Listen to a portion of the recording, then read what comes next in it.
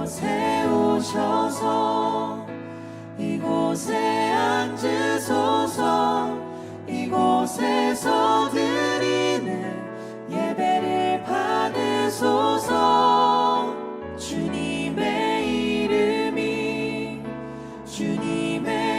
이름만이 오직 주의 이름만 이곳에 있습니다.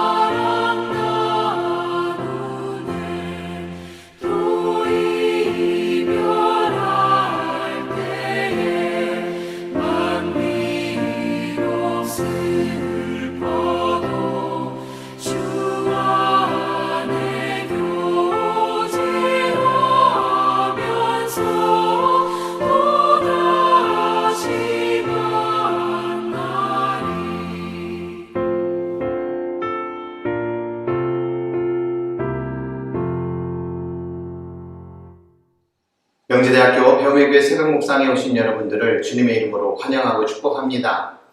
오늘도 하나님께서 주시는 은혜와 평강이 여러분들의 삶 가운데에 가득 넘치시기를 기도드립니다. 오늘 함께 나눌 하나님의 말씀은 잠언 11장 24절에서 31절까지의 말씀입니다. 남에게 나눠주는데도 더욱 부유해지는 사람이 있는가 하면 마땅히 쓸 것까지 아끼는데도 가난해지는 사람이 있다.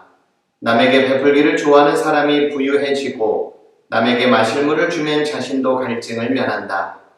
곡식을 저장하여 두기만 하는 사람은 백성에게 저주를 받고 그것을 내어 파는 사람에게는 복이 돌아온다.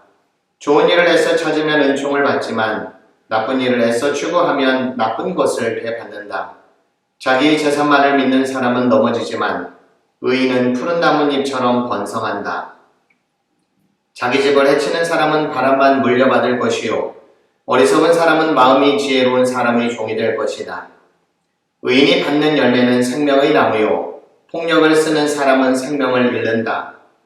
의인이 이 땅에서 한 대로 보상을 받는데 악인과 죄인이 그 값을 치르지 않겠는가? 어느 분께서 이런 내용의 글을 쓴 것을 본 적이 있습니다. 세상과 타협하는 일보다 더 경계해야 할 일은 자기 자신과 타협하는 일이다. 스스로 자신이 매서운 스승 노릇을 해야 한다. 우리가 일단 어딘가에 집착해 그것이 전부인 것처럼 안주하면 그 웅덩이에 갇히고 만다. 그러면 마치 고여있는 물처럼 썩기 마련이다. 현재 우리는 새벽 묵상을 통해서 잠언을 읽고 있습니다.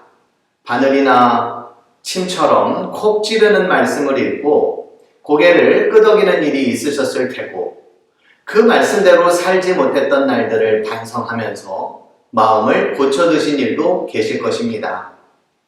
우리가 경계해야 할 것들이 무엇이며 지켜야 할 마음이 무엇인지를 알려주는 잠언은 지혜의 말씀이고 우리의 인생의 스승이 되어주시는 것 같습니다.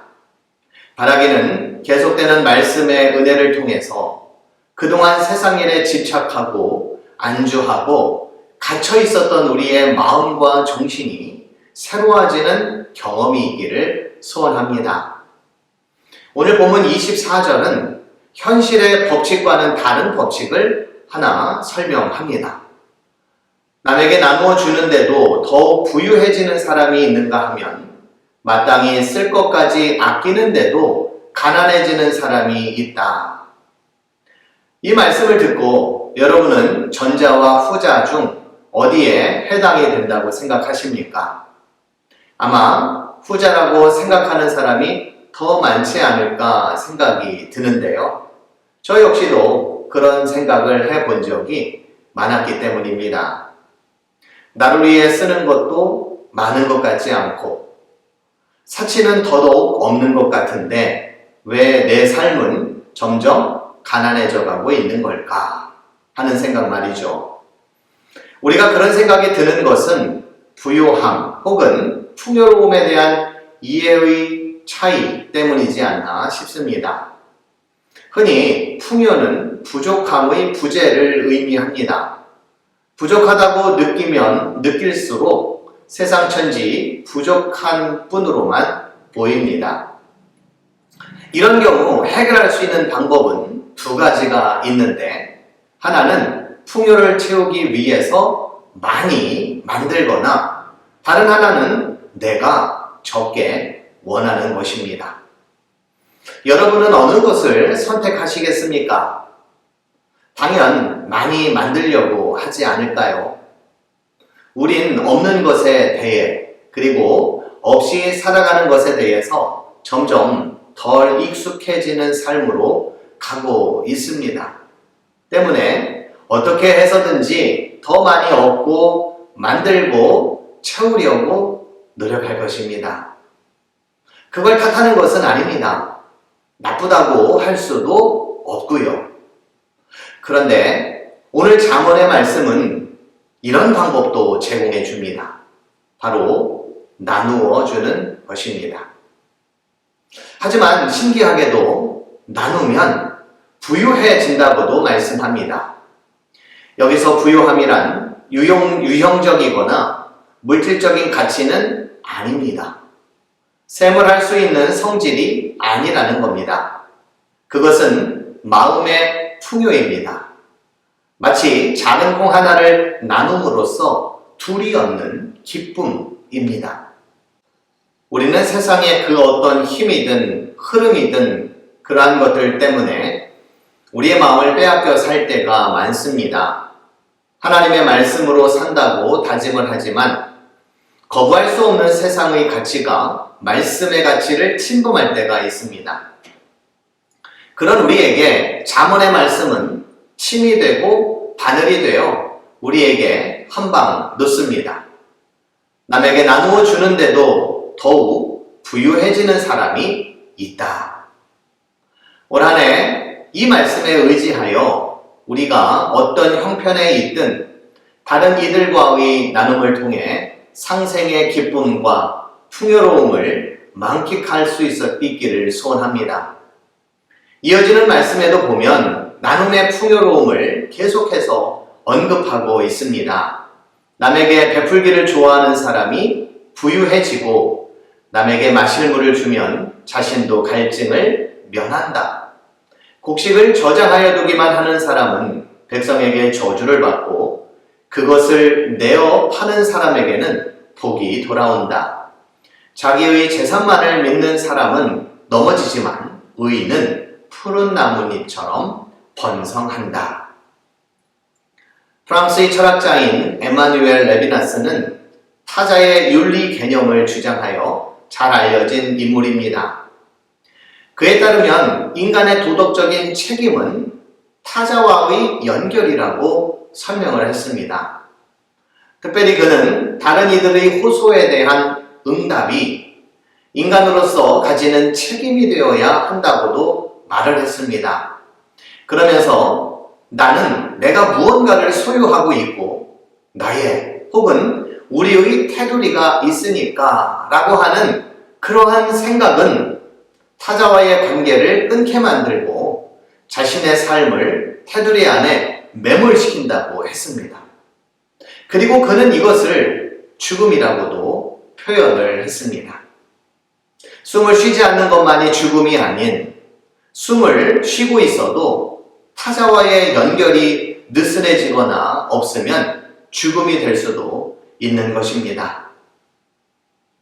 그러기에 예수님께서도 너희가 여기에 있는 형제 중에 가장 보잘것없는 사람 하나에게 해준 것이 바로 나에게 해준 것이라며 우리의 인생이 죽음이 아닌 삶이 되는 길을 열어주셨던 것입니다.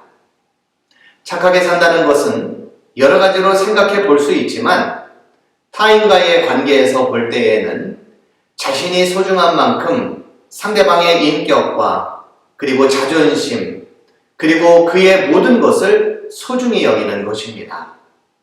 오늘날은 착하게 살면 호구가 될 가능성이 있다며 착하게 사는 것을 권장하지 않는 분위기도 있지만 착하게 살고자 하는 마음은 신앙인의 기본입니다.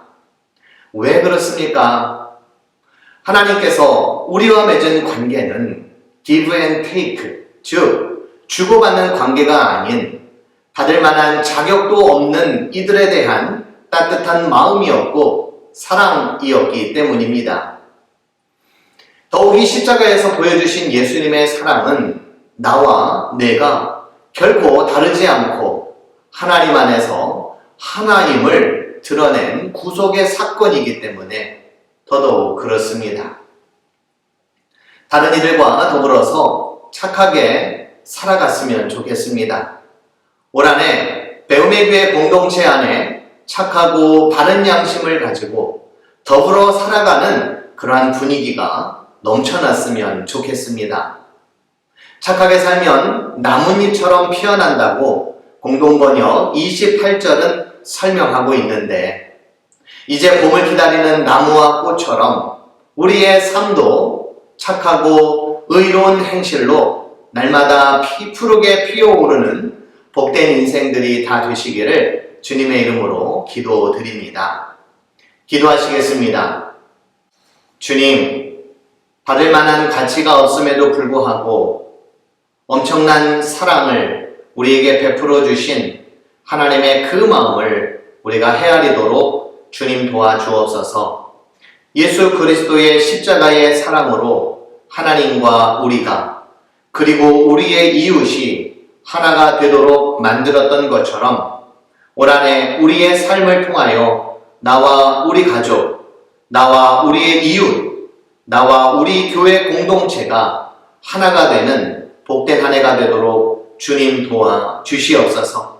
이러한 나눔과 섬김을 통하여 하나님께서 주시는 큰 은혜가 더욱더 넘쳐나는 역사를 보는 귀한 한 해가 되기를 간절히 소원하며 예수님의 이름으로 기도드립니다. 아멘.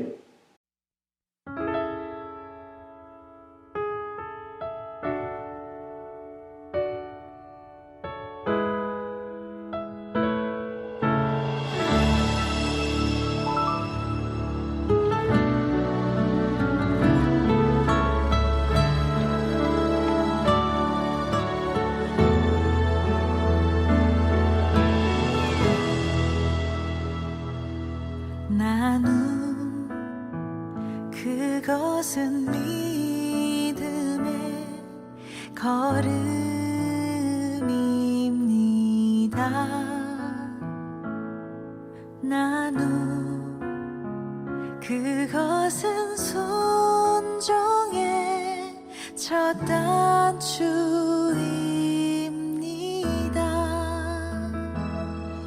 나눔 그것은 헌신의 디딤돌입니다. 나눔 그것은 섬김의 방아쇠입니다. 나눔은 사랑의